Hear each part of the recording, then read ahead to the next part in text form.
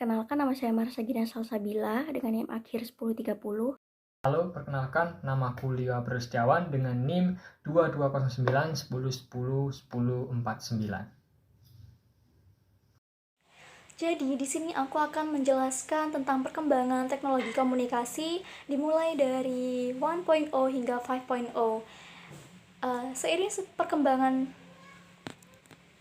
Seiring berjalannya waktu, perkembangan teknologi semakin melesat jauh, bahkan sangat pesat. Kini, teknologi bahkan dijadikan sebagai pusat kehidupan manusia.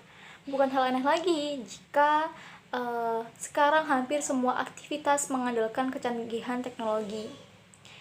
Namun, kita juga perlu tahu gimana sih perkembangan teknologi dari masa ke masa. Tak dapat dipungkiri, ketergantungan dan kebutuhan manusia terhadap teknologi semakin meningkat, tak terkecuali di bidang komunikasi yang serba digital dan bergantung pada internet. Dengan berkembangnya kemajuan teknologi saat ini yang mempengaruhi industri di berbagai sektor, kita menjadi sering mendengar istilah revolusi industri 5.0 di kehidupan sehari-hari. Namun, ternyata revolusi industri sendiri merupakan sebuah fenomena yang sudah terjadi sejak tahun 1750. Dan revolusi industri sendiri merupakan sebuah perubahan besar yang terjadi pada cara manusia dalam mengelola sumber daya yang ada dan caranya dalam menciptakan sebuah produk. Dengan adanya revolusi ini, banyak sektor seperti transportasi, pertanian, teknologi, pertambangan, hingga manufaktur mengalami perubahan yang signifikan. Perubahan tersebut berdampak besar bagi kondisi sosial, ekonomi, hingga kebudayaan di seluruh dunia. Jadi, berikut perjalanan revolusi industri mulai dari 1.0 hingga 5.0. Yang pertama yaitu revolusi 1.0, di mana hal ini dimulai pada tahun 1750 yang dikenal dengan mekanisasi. Revolusi ini merupakan sebuah revolusi di bidang industri yang pertama kali terjadi tepatnya pada abad ke-18 dan ditandai dengan adanya penemuan mesin uap yang digunakan dalam proses produksi sebuah barang. Pada era ini juga terjadi perubahan besar pada cara manusia dalam mengelola sumber daya yang ada serta memproduksi sebuah produk khususnya pada berbagai bidang yaitu pertanian, manufaktur, transportasi, pertambangan, dan juga teknologi di seluruh dunia. Revolusi Industri 1.0 ini pertama kali muncul di Britania Raya yang pada akhirnya tersebar ke seluruh dunia. Jadi, peralatan kerja yang sebelumnya tergantung pada sumber daya manusia atau hewan pada masa ini digantikan oleh teknologi mesin uap seperti transportasi laut, lalu keperluan alat tenun, dan lain-lainnya. Namun, revolusi ini memiliki dampak terhadap lingkungan, yaitu pencemaran lingkungan akibat asap yang ditimbulkan oleh mesin uap karena melakukan proses pembakaran kayu serta batu bara yang menyebabkan polusi udara serta munculnya limbah pabrik akibat penggunaan mesin uap tersebut. Akibat dari penemuan mesin uap ini, revolusi industri 1.0 pada zamannya berhasil mendongkrak perekonomian yang ada, di mana selama lebih dari 2 abad setelah terjadinya revolusi, terjadi peningkatan rata-rata sebesar 6 kali lipat pendapatan per kapita di berbagai negara di seluruh dunia. Selanjutnya yaitu revolusi 2.0 atau 2.0 yang ditandai dengan elektrifikasi. Jadi pada revolusi ini ditemukan sebuah pembangkit listrik atau tenaga listrik yang membuat mesin uap yang tadinya sering digunakan menjadi tergantikan dengan adanya tenaga listrik tersebut. Di akhir tahun 1980-an, transportasi mobil mulai diproduksi secara massal. Namun, proses tersebut tidak membuat pembuatan transportasi mobil lebih singkat karena setiap kendaraan yang ada harus dirakit dari awal hingga akhir oleh sang perakit mobil. Namun, dengan adanya lini produksi atau yang dikenal dengan assembly line pada tahun 1913 yang menggunakan ban berjalan atau conveyor belt, memudahkan proses produksi yang terjadi sehingga terciptanya sebuah revolusi. Revolusi tersebut menyebabkan proses produksi yang ada menjadi berubah secara keseluruhan. Dengan adanya hal tersebut, proses produksi mobil tidak lagi memerlukan banyak tenaga kerja untuk merakit, dan akhirnya produksi mobil secara massal dapat dilakukan secara terus-menerus, dan penemuan tenaga listrik ini juga yang memicu berbagai kemunculan teknologi baru, yaitu seperti mobil, pesawat terbang, pesawat telepon, dan masih banyak lagi yang mempengaruhi kemajuan seluruh dunia. Selanjutnya yaitu revolusi 3.0 atau yang dikenal dengan revolusi digital, di mana revolusi ini ditandai dengan adanya otomatisasi, komputer, dan elektronik. Kemunculan revolusi industri 3.0 ini terjadi pada akhir abad ke-20, ditandai dengan adanya teknologi digital serta internet.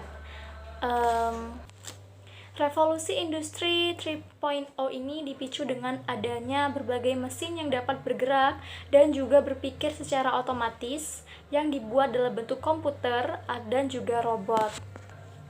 Salah satu komputer pertama yang dibuat yaitu merupakan inovasi yang dikembangkan pada era Perang Dunia II yang digunakan sebagai mesin untuk memecahkan kode buatan Nazi Jerman yang diberi nama dengan Colossus. Komputer tersebut merupakan mesin raksasa yang memiliki ukuran sebesar ruang tidur.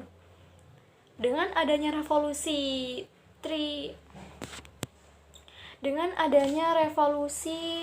3.0 ini terjadi perubahan pada pola relasi serta komunikasi yang terjadi pada masyarakat kontemporer. Berbagai bisnis yang ada pun harus beradaptasi dan berubah cara kerjanya agar dapat menyesuaikan dengan keadaan yang ada dan tidak hilang tertelan karena adanya kemajuan di zaman ini. Namun, dengan adanya revolusi ini, banyak industri pabrik yang lebih memilih untuk menggunakan mesin dibandingkan tenaga manusia karena kerjanya lebih cepat dan berkualitas.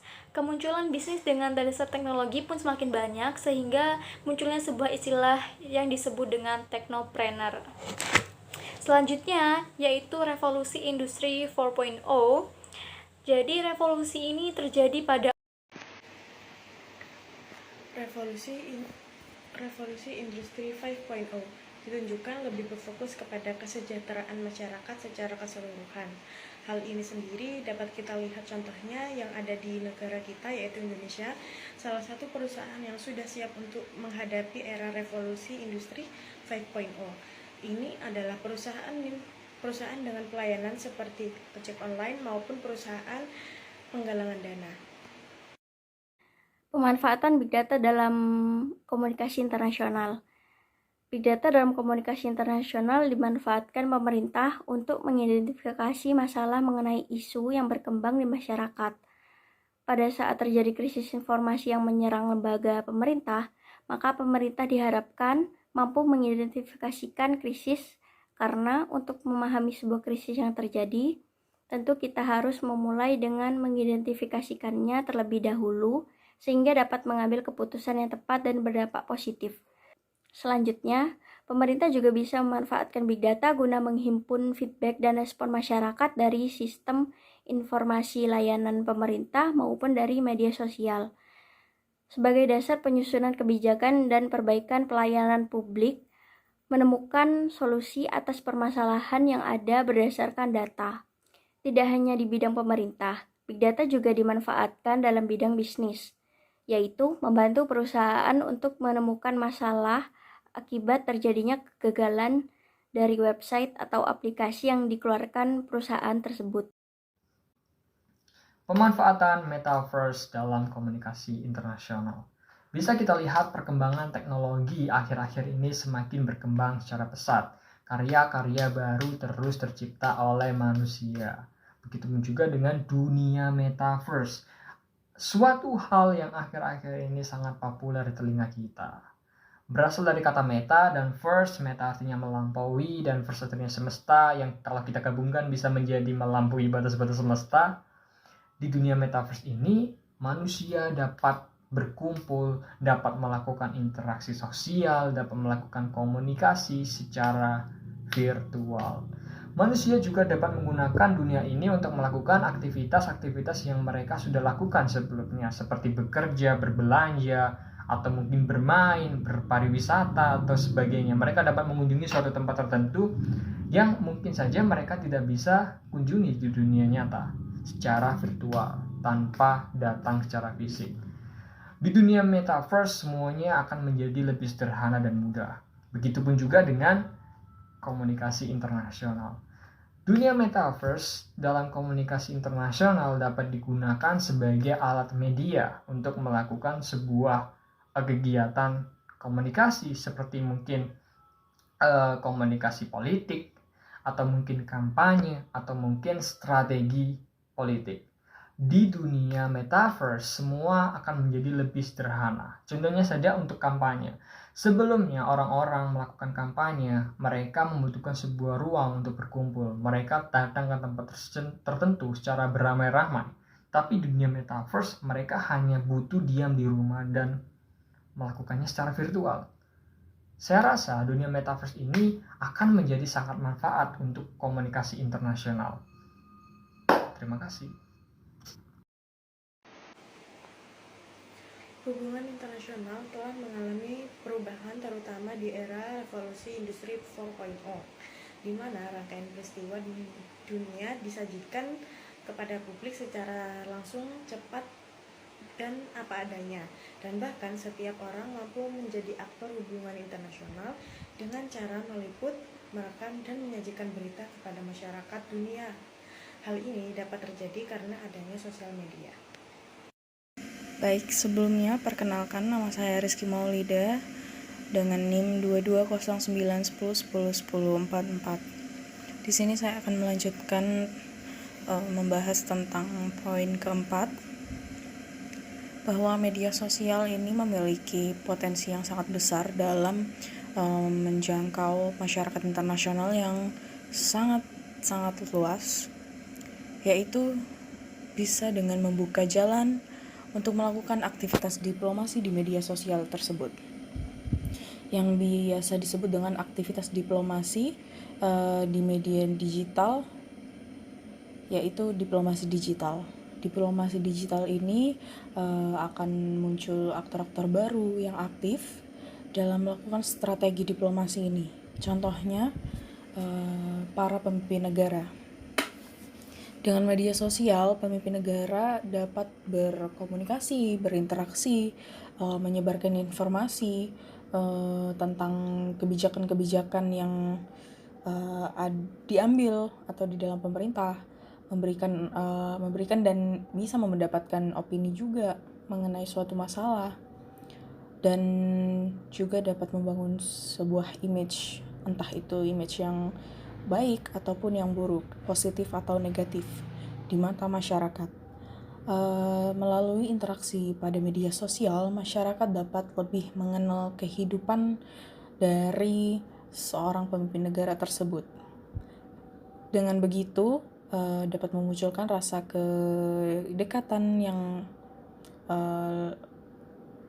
meningkat, serta kepercayaan juga yang meningkat dari masyarakat terhadap pemimpin negara. Mungkin sekian yang bisa saya sampaikan, kurang lebihnya mohon maaf. Wassalamualaikum warahmatullahi wabarakatuh.